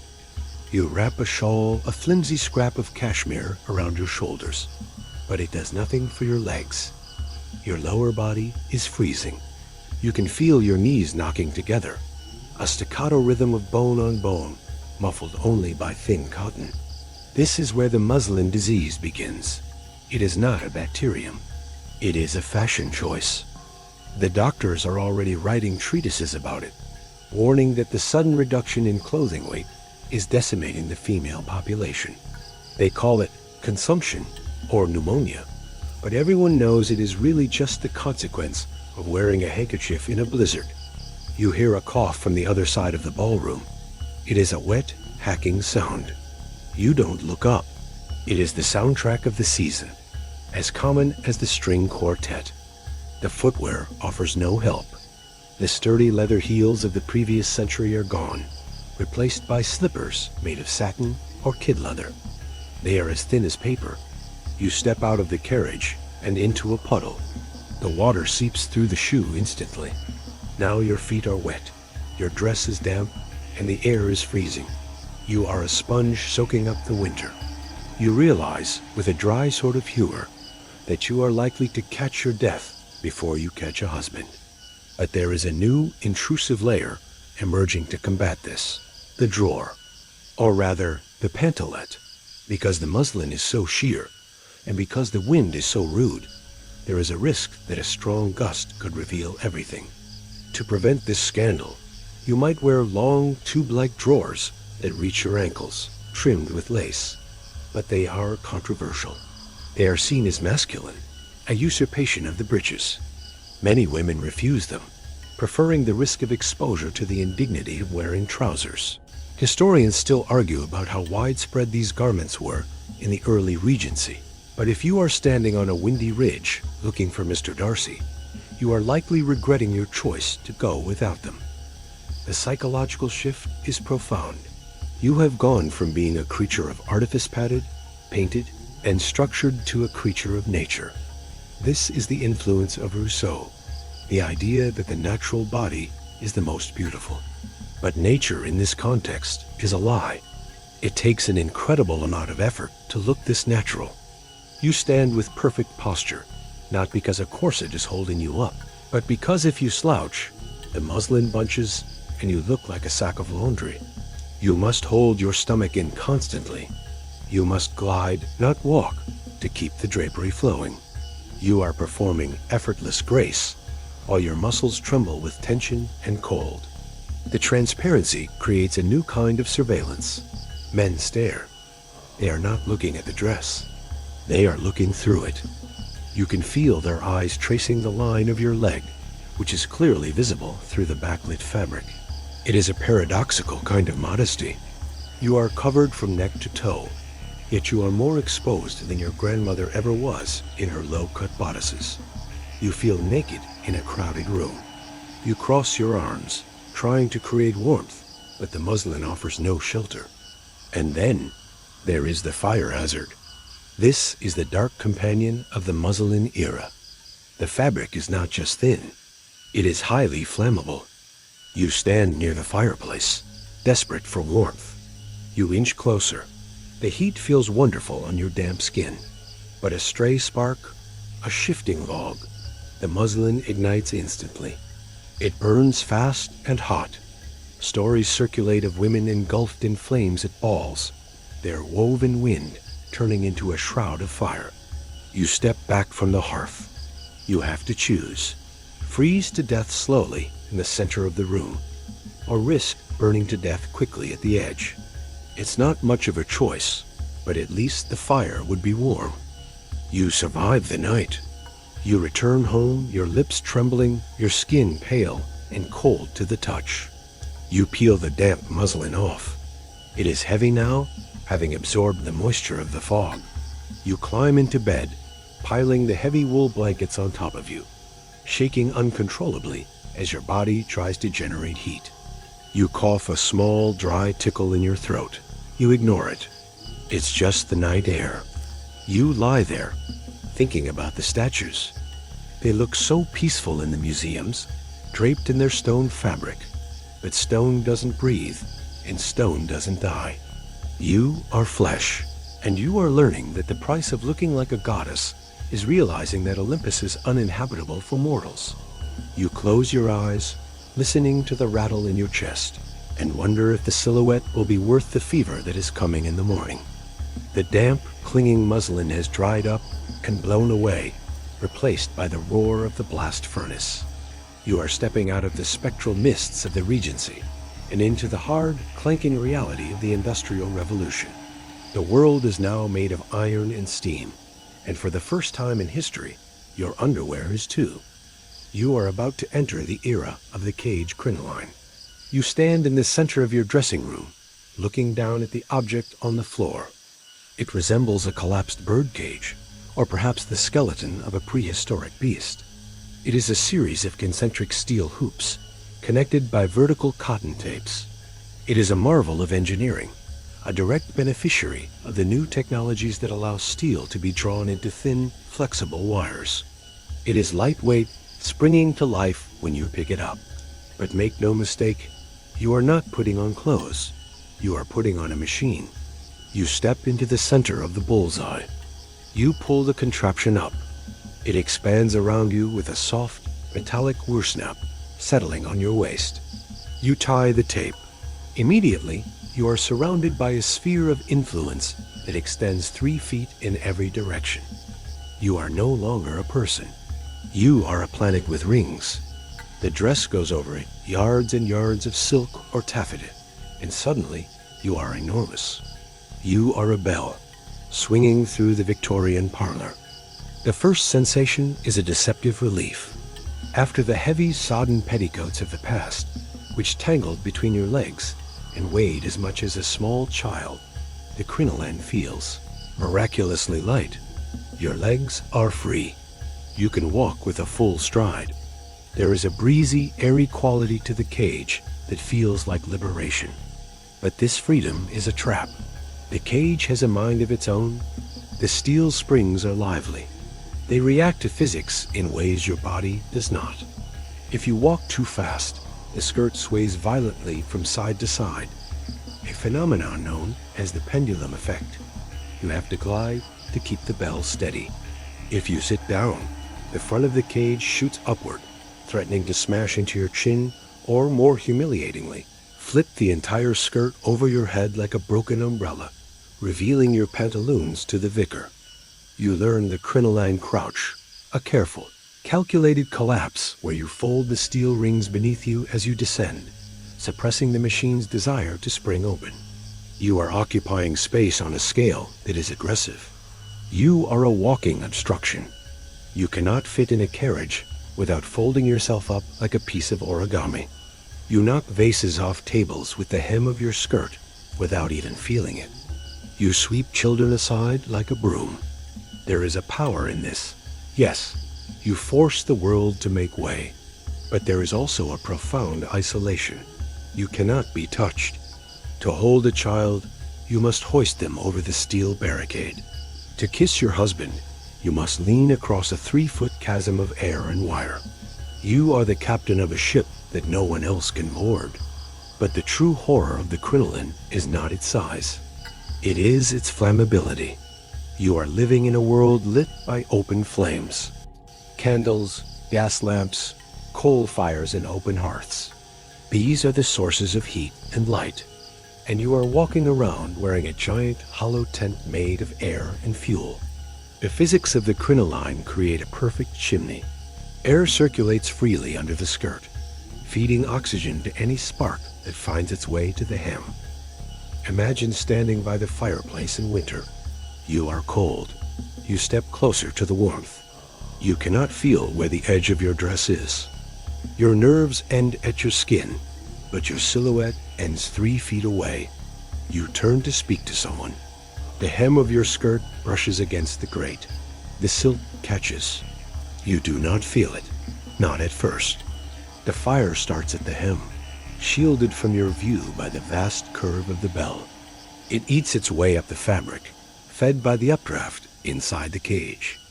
By the time you smell the smoke, by the time you feel the heat against your legs, the fire is already waist-high. You are standing inside a blast furnace. Panic sets in. Your instinct is to run, but running fans the flames, turning the chimney effect into a jet engine. You try to beat the fire out with your hands, but the steel cage holds the burning fabric away from you, just out of reach, taunting you. You cannot smother it against your legs, because the wire structure keeps it rigid. You are trapped inside a burning building, but the building is attached to your waist. You try to take it off, but the knot is at your back. The hooks are fiddly. In your terror, your fingers fumble. The steel bands heat up, searing your skin. Historians estimate that in the peak decade of the crinoline, thousands of women burned to death in exactly this way. It was a holocaust of fashion.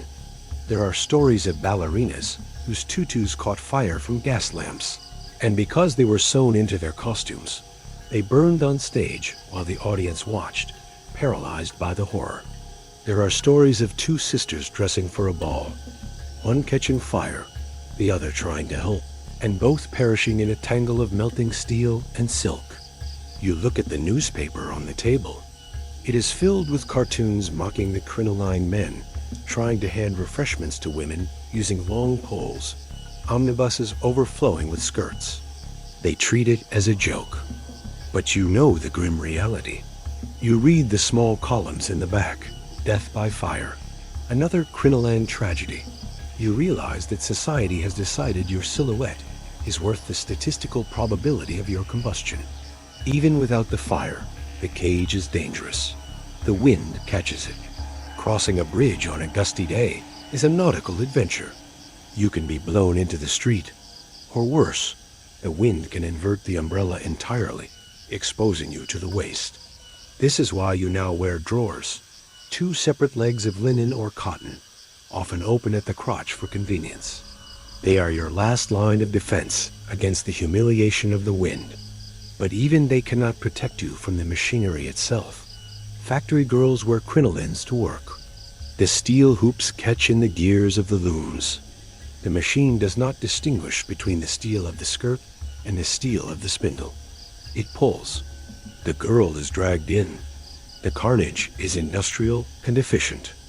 The crinoline is a symbol of leisure that has been democratized into a death trap for the working class. You stand in the parlor, listening to the crackle of the fire. You carefully judge the distance between your hem and the grate. You are constantly triangulating your position in the room, maintaining a safety perimeter. You are a pilot navigating a hazardous course. The steel rings sway gently around you, a rhythmic, metallic embrace. There is a strange dissociation. You look down at the vast expanse of fabric. It looks beautiful. It is a perfect dome, a symbol of Victorian fertility and dominance. But you know that inside, you are just a soft, vulnerable creature standing in a cage, waiting for the spark. You accept the risk. You accept that to be a woman of your time is to live within the radius of your own destruction. You sit down, carefully collapsing the springs under you, listening to the creak of the metal.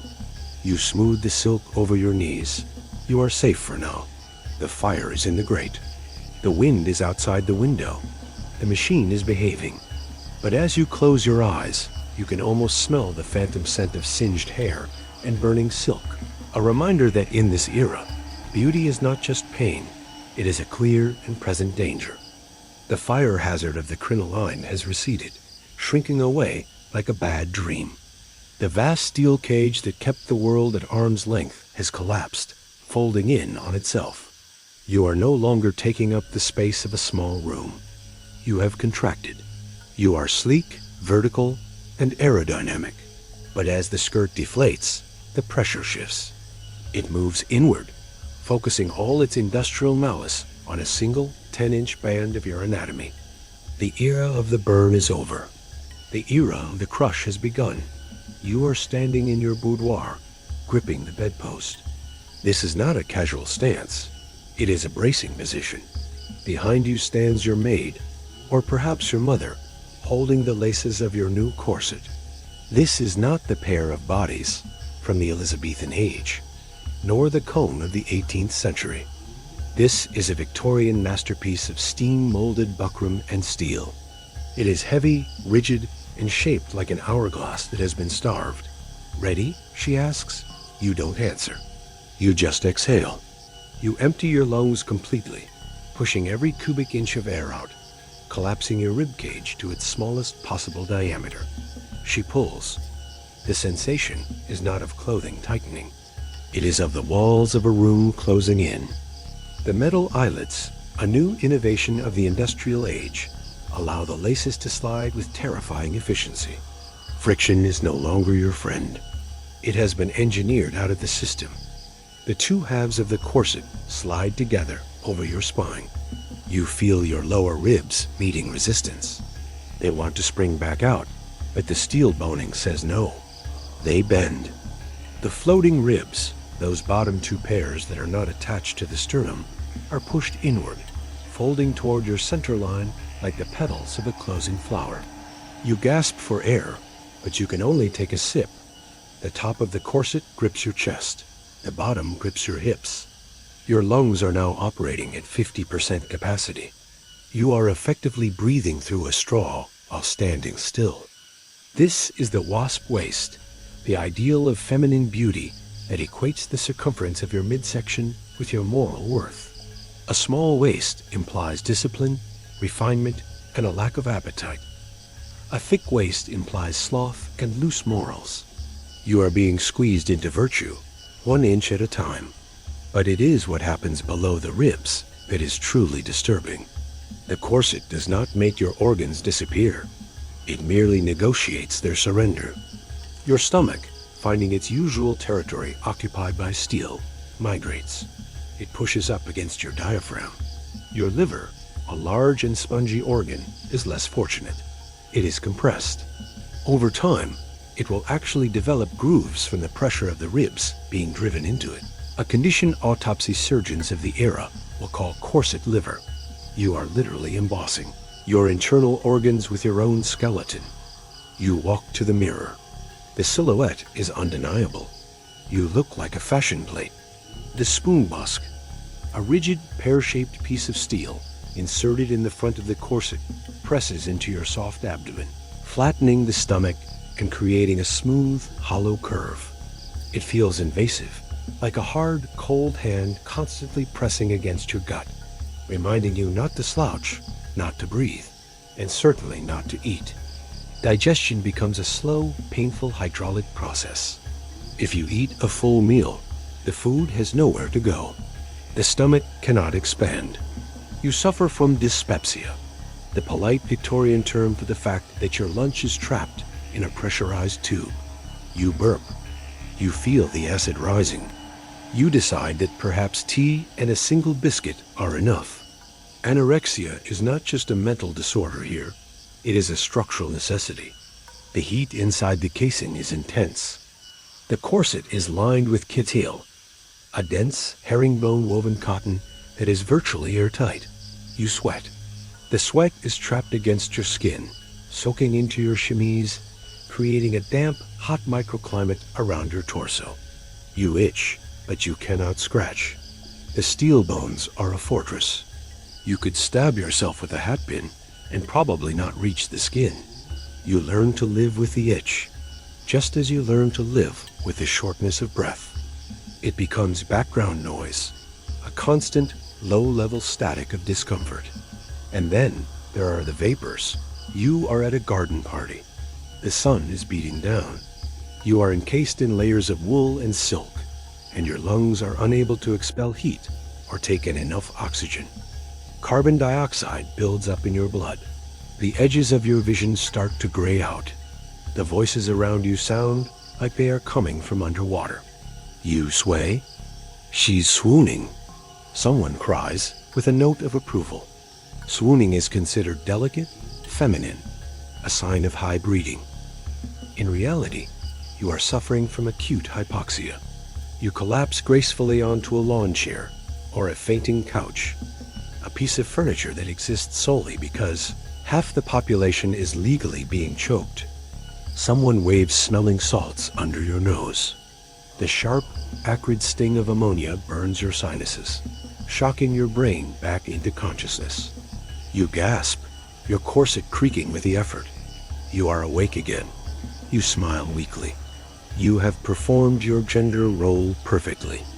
Historians still argue whether tight lacing was a universal practice or a fetishistic extreme exaggerated by cartoons. But looking at the photographs of the era, the waists are impossibly small.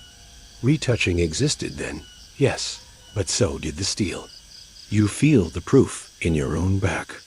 The muscles there have atrophied. You have relied on the corset for support for so long that your spine can no longer hold you up on its own. You are an invertebrate inside an exoskeleton. If you took it off now, you would flop over like a rag doll. There is a psychological comfort in the squeeze, strangely enough. It is a hug that never ends. It holds you together. It creates a boundary between you and the world that is impenetrable. You are armored. When you sit perfectly straight, because the busk creates a physical impossibility of bending. You are a pillar of rectitude, but the nights are the hardest. You unlace. The release is not the relief you expect. It is a rush of pain. As the blood floods back into the compressed tissues, your skin burns. Your ribs ache as they try to return to their natural position, a slow, creaking expansion that feels like a bruise blooming. You look at your torso in the candlelight. It is marked with deep red furrows where the seams dug in. You look like you have been lashed. You put on a sleeping corset, a lighter, softer version, but a corset nonetheless, because you cannot let the shape go. If you leave it off all night, the body might try to rebel, might try to grow back to its natural sinful width. You must maintain the discipline. You lie down, the cotton tape gently holding you in, and you dream of breathing. You dream of taking a breath so deep it cracks your ribs. But you wake up, and the steel spoon is waiting on the chair, ready to scoop you back into the shape of a woman who takes up as little room and as little air as possible. The steel cages have been unlocked, the mercury has been wiped away, and the linen sacks have been discarded. You have arrived in the age of efficiency. The industrial world does not have time for the intricate lacing of stays or the folding of togas. It demands a garment that is practical, durable, and above all, warm. You are standing in the pre-dawn light of a farmhouse, or perhaps a tenement in Chicago, shivering as the coal stove splutters to life. You reach for the garment that will define your existence for the next 5 months. It is red, it is wool, and it is one single, continuous piece. You are about to put on the Union suit. Invented in 1868 as the Emancipation Union under flannel, this garment was marketed as a liberation from the tyranny of separate shirts and drawers. It promised to keep your kidneys warm and your waist unconstricted. It lied. As you step into the legs and pull the fabric up over your torso, buttoning it from crotch to chin, you realize that you have not been emancipated. You have been encased. You are now a sausage. You are sealed inside a red flannel skin that covers you from your ankles to your wrists, leaving only your head and hands free to interact with the world. The first sensation is the texture. This is not the merino wool of the modern hiking shop. This is shoddy, a recycled wool product made by shredding old rags and pressing them back into cloth. It is short-fibered, coarse, and aggressively hostile to human skin. It does not glide, it abrades. As you button the collar, you feel the thousands of tiny, microscopic barbs engaging with your flesh. It is a full-body exfoliation that never stops. You twist your shoulders, trying to settle the fabric, but the friction is absolute. You are essentially a baked potato wrapped in steel wool. Then comes the heat. The union suit is a marvel of thermal retention. It is designed to keep a lumberjack alive in a blizzard. This is excellent news if you are a lumberjack in a blizzard. It is terrible news if you are sitting in a crowded church, a heated train car, or a factory floor where the ambient temperature is already 80 degrees. The wool traps your body heat with a jealous efficiency. You begin to cook. You can feel the sweat trickling down your spine, but it has nowhere to go. The heavy flannel absorbs, becoming heavy and damp, but it refuses to release the heat. You sit there, a red, fuzzy, sweating beast, silently praying for a draft that never comes. Hygiene in this era is a weekly ritual, at best. This Saturday night bath is not a stereotype. It is a logistical necessity limited by the labor of hauling and heating water. This means you wear the union suit for 7 days straight. You sleep in it. You work in it. You sweat in it. You spill soup on it. The garment becomes a geological record of your week. By Wednesday, the armpits have stiffened. By Friday, the fabric is molded to your body shape so perfectly that peeling it off feels like removing a layer of your own dermis. The smell is something you learn to live with, mostly because you have no choice. The wool absorbs the odors of the coal smoke, the manure, the factory grease, and your own fermenting biology.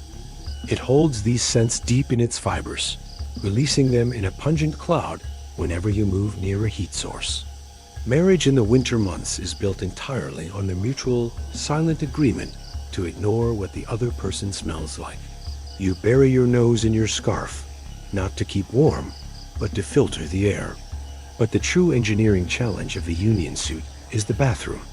In previous eras, with separate shirts and drawers, this was a manageable, if drafty, affair. With a one-piece suit, you are trapped. The solution is the drop seat, a flap in the rear, secured by buttons. It is a triumph of function over form, giving you the appearance of a toddler with a trapdoor. Using it is a high-stakes operation. You are likely in an outhouse. It is freezing. You have to reach behind you, shivering, and undo the buttons. If your fingers are numb, this is difficult. If the buttons are missing, which they often are, victims of the laundry mangle, it is impossible. You drop the flap. The cold air hits your kidneys like a physical blow. You do your business as quickly as possible, terrified that the flap might swing forward into the danger zone. A tragedy that would ruin your day and your only pair of underwear. Then, the rebuttoning. You are reaching blindly behind your back, trying to align a button you can't see with a hole you can't feel, all while your nether regions are freezing solid. Often, you miss a button. The flap sags. You walk back to the house with a draft, whistling across your lower back, a constant, chilling reminder that you are mortal. This kaposis, as it will later be called, is the scourge of the winter. You spend your day backing up to wood stoves, trying to toast the one strip of skin that the union suit has failed to protect. The color red is not an accident, though historians still argue whether it was chosen to mask the inevitable grime, or because of a pseudoscientific belief that red dye blocked harmful light rays and cured rheumatism. Whatever the reason, the dye is unstable. When you sweat, and you always sweat, the red leaches out. You take the suit off on Saturday night and discover that you have been dyed pink. You look like a boiled shrimp.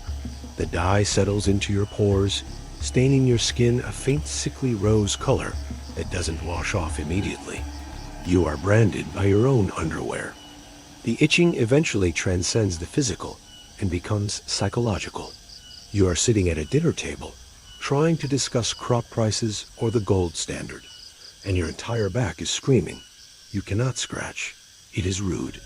You perform the union suit shimmy, a subtle rubbing of your back against the chair, a twitch of the shoulders. Everyone is doing it. The entire room is vibrating slightly. It is a collective dance of discomfort. And let's not forget the shrinkage. Wool shrinks. After the first wash in boiling water, the union suit contracts. The sleeves creep up your wrists. The legs creep up your ankles. But worst of all, the torso shortens. The garment, once roomy, becomes a tension device. It pulls down on your shoulders and pulls up on your crotch simultaneously. You walk with a slight stoop, not because of the burden of life, but because your underwear is trying to compress you into a cube. Every time you raise your arms to hang a lantern or chop wood, the fabric flosses you in the most sensitive places imaginable. There is no escape. If you take it off, you freeze. If you keep it on, you itch. You exist in a state of fuzzy purgatory. You look at the calendar, counting the days until spring, not for the flowers, but for the day you can finally shed the red carapace and feel the air on your skin again. You lie in bed, the heavy wool blankets piled on top of the heavy wool suit. The heat is suffocating. You feel a flea, or maybe it's just a loose fiber crawling down your leg, navigating the forest of red fuzz. You are safe from the cold, yes. You are a modern, practical human being wearing the latest in textile innovation. But as you scratch your thigh for the 1000th time that hour, you wonder if the cavemen with their simple, open-sided furs didn't have the right idea after all. You close your eyes, the smell of wet wool and wood smoke fill in your nose, and drift off, dreaming of a world where fabric is soft, and nothing, absolutely nothing, touches your skin.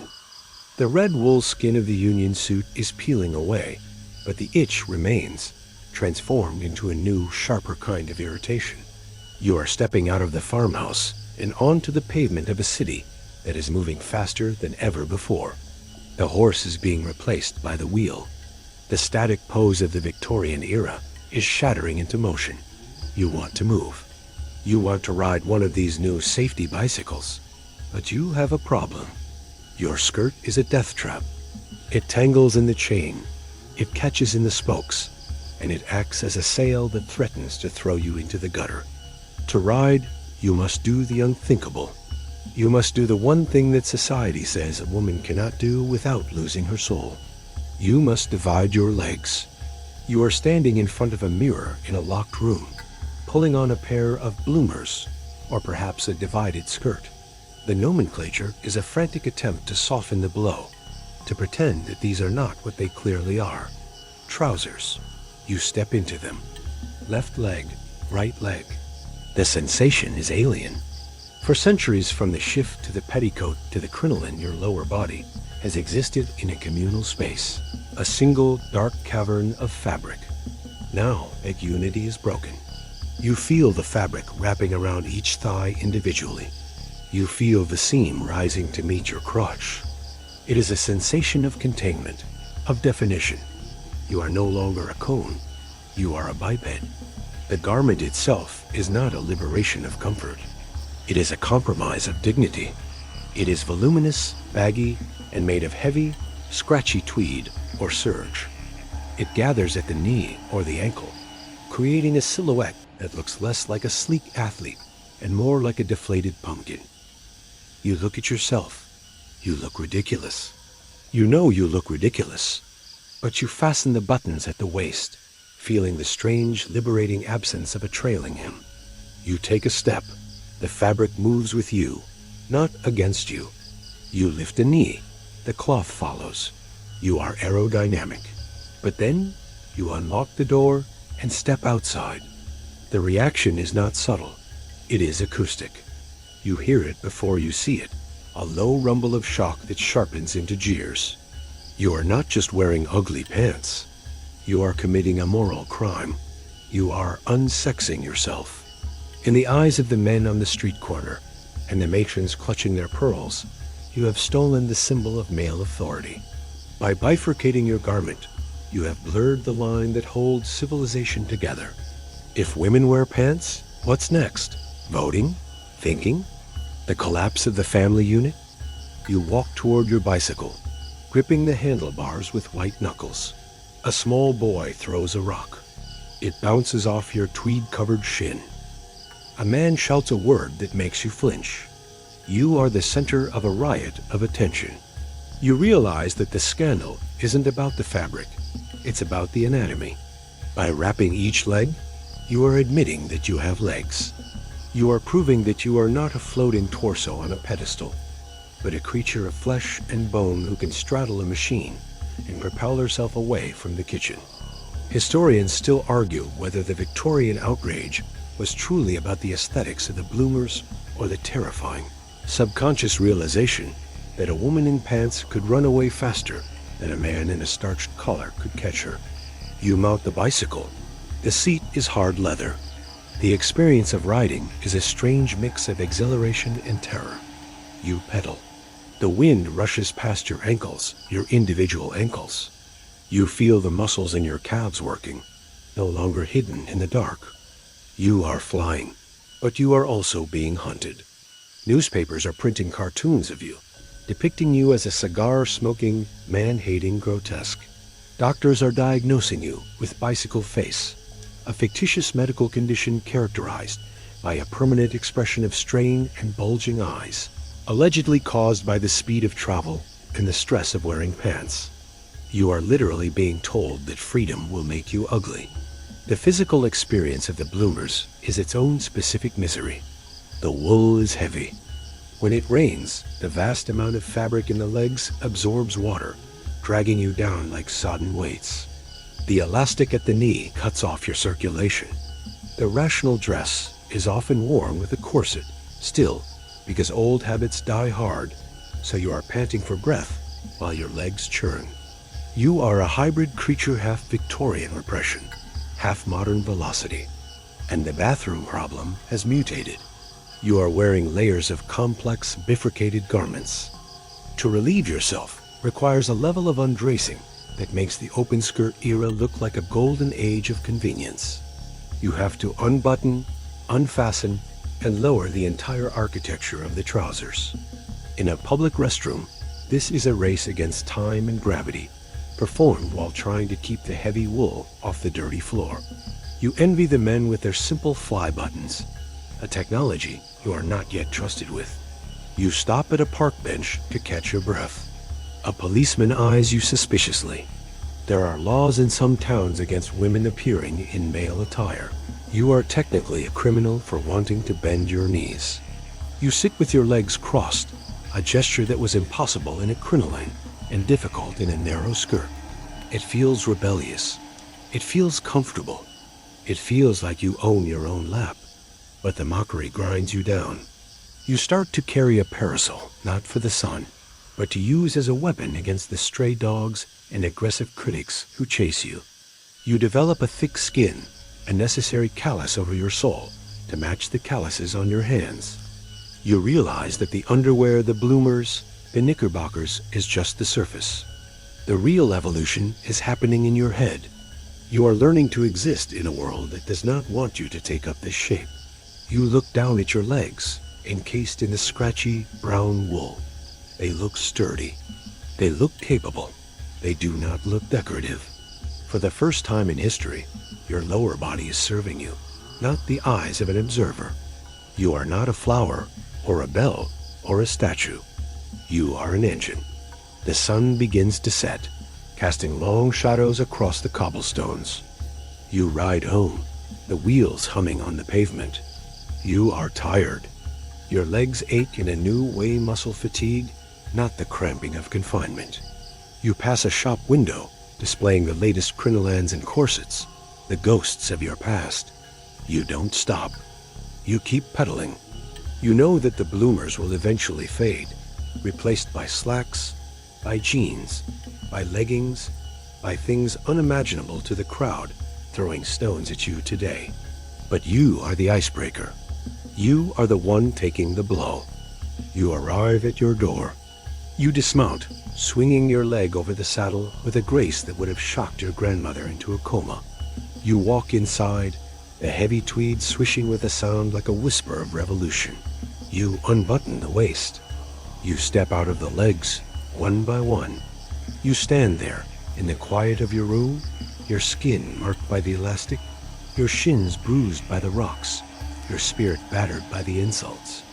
But you smile, because tomorrow you are going to put them back on. You have felt the wind between your knees, and you know, with absolute certainty, that you can never go back to the cage. Word count, 10:45. The journey is over.